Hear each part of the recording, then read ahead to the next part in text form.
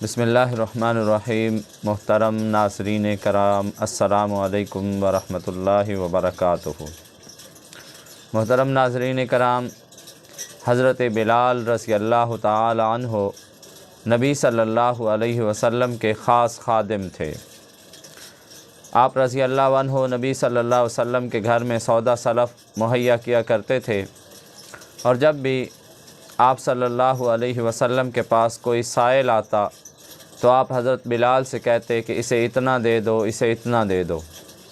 اور حضرت بلال رضی اللہ تعالیٰ عنہ اگر پاس کوئی چیز نہ ہوتی تو کسی سے قرض لے کر سائل کو دے دیا کرتے تھے۔ اللہ کے رسول صلی اللہ علیہ وسلم کے پاس جب بھی کبھی کوئی ہدیہ آتا، آپ صلی اللہ علیہ وسلم حضرت بلال کو دیتے اور اس سے وہ قرض اتار دیا کرتے۔ ایک دفعہ حضرت بلال رضی اللہ تعالیٰ عنہ قرض لینے کے لیے ایک یہودی کے پاس گئے، تو یہودی بڑا تیز تراز تھا، بڑا چالاک تھا۔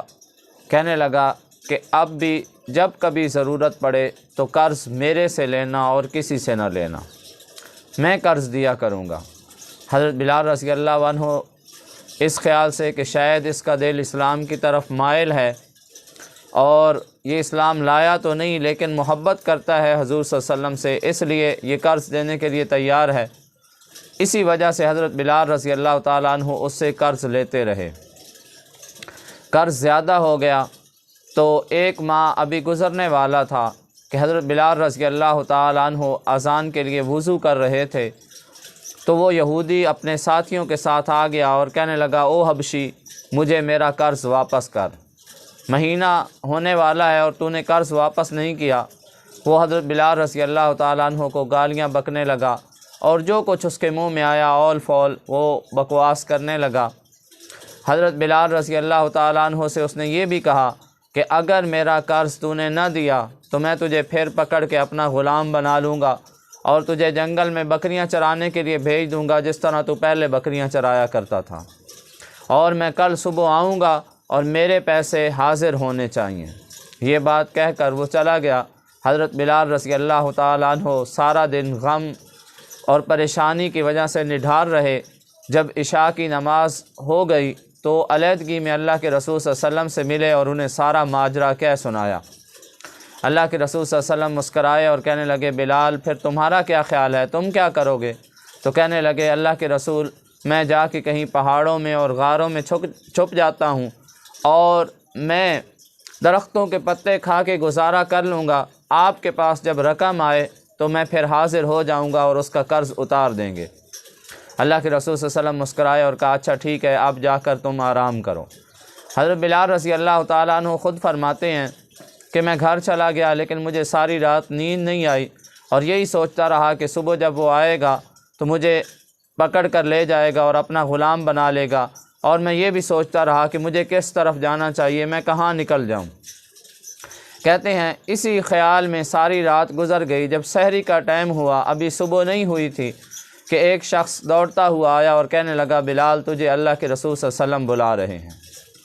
کہتے ہیں میں اپنے گھر سے نکل کر مسجد نبوی کی طرف گیا، تو میں جب مسجد نبوی کے پاس پہنچا تو میں نے کیا دیکھا کہ مسجد نبوی کے سامنے 4 اونٹنیاں ہیں اور ان پر سامان لدا ہوا ہے اور وہ بیٹھی ہوئی ہیں۔ جب میں اللہ کے رسول صلی اللہ علیہ وسلم کے پاس پہنچا تو اللہ کے رسول صلی اللہ علیہ وسلم مسکرائے اور کہنے لگے، بلال اللہ تعالیٰ نے تیرے قرض کا انتظام کر دیا ہے، یہ اونٹنیاں بمائے سامان تیری ہیں، جاؤ لے جاؤ اور قرض اتار دو۔ کہتے ہیں میں اتنا خوش ہوا کہ میں نے خیال ہی نہ کیا کہ ابھی تو صبح نہیں ہوئی۔ میں دوڑتا ہوا یہودی کے دروازے پر گیا اور اس کا دروازہ کھٹکھٹایا۔ وہ گھبرا کر اٹھا کہ کیا مسئلہ ہے، کیا بات ہے؟ میں نے کہا، بات کوئی نہیں، مسئلہ کوئی نہیں، آؤ اپنا قرض پورا کر لو۔ وہ میرے ساتھ آیا، میں نے اس کا قرض اتار دیا، اسے سامان دے دیا۔ اس کے بعد جب میں نے یہ خوشخبری نبی صلی اللہ علیہ وسلم کو دی تو اللہ کے رسول صلی اللہ علیہ وسلم مسکرائے اور پوچھا، بلال کچھ بچا بھی ہے؟ میں نے کہا، اللہ کے رسول بہت سارا مال بچ گیا ہے، بہت سارا سامان بچ گیا ہے۔ اللہ کے رسول صلی اللہ علیہ وسلم کہنے لگے، بلال اسے صدقہ کر دو، اسے غرباء میں صدقہ کر دو، اور بلال یاد رکھو کبھی بھی اللہ رب العالمین سے تنگ دستی کا خوف نہ رکھو، اور دل کھول کر اس سارے مال کو غریبوں میں خرچ کر دو۔ کہتے ہیں میں نے وہ سارا مال خرچ کر دیا، اور اس دن پورا دن میں غرباء میں وہ مال تقسیم کرتا رہا۔ جب شام ہو گئی تو اللہ کے رسول صلی اللہ علیہ وسلم نے مجھ سے پوچھا کہ بلال کچھ بچا ہے؟ میں نے کہا جی اللہ کے رسول ابھی بھی کچھ بچ گیا ہے اور سائلین نہیں آئے۔ اللہ کے رسول صلی اللہ علیہ وسلم کہنے لگے کہ اچھا اب اس کا کیا کرنا ہے؟ میں نے کہا اسے کل جو ہے وہ غریبوں میں تقسیم کر دیں گے۔ اللہ کے رسول صلی اللہ علیہ وسلم فرمایا اچھا ٹھیک ہے، پھر ہم بھی مسجد میں سوئیں گے۔ اللہ کے رسول صلی اللہ علیہ وسلم مسجد میں سوئے اور فرمایا کہ میرے پاس مال ہو اور میں گھر میں سو جاؤں، یہ میں محمد صلی اللہ علیہ وسلم گوارا نہیں کرتا، اس لیے جب تک یہ مال تقسیم نہیں ہوتا میں مسجد میں ہی سوؤں گا۔ کہتے ہیں دوسرا دن صبح میں نے وہ سارا مال غریبوں میں تقسیم کر دیا اور اللہ کے رسول صلی اللہ علیہ وسلم کو یہ خوشخبری دی تو اللہ کے رسول صلی اللہ علیہ وسلم خوش ہو گئے، اور اللہ کے رسول صلی اللہ علیہ وسلم کی ساری پریشانی دور ہو گئی۔ آپ صلی اللہ علیہ وسلم پھر اپنے گھر گئے۔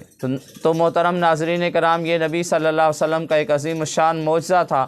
آپ صلی اللہ علیہ وسلم کے معجزات میں سے یہ بھی ایک معجزہ تھا کہ آپ صلی اللہ علیہ وسلم کی دعا قبول ہوئی اور اللہ نے قرض کا انتظام کر دیا۔ اور اس سے ہمیں ایک سبق ملتا ہے، اور وہ سبق یہ ملتا ہے کہ مال اللہ کے راستے میں خرچ کرنے سے کبھی کم نہیں ہوتا۔ تو محترم ناظرین کرام، اگر واقعہ اچھا لگے تو اپنے دوستوں کے ساتھ بھی شیئر کریں۔ وما علینا الا البلاغ۔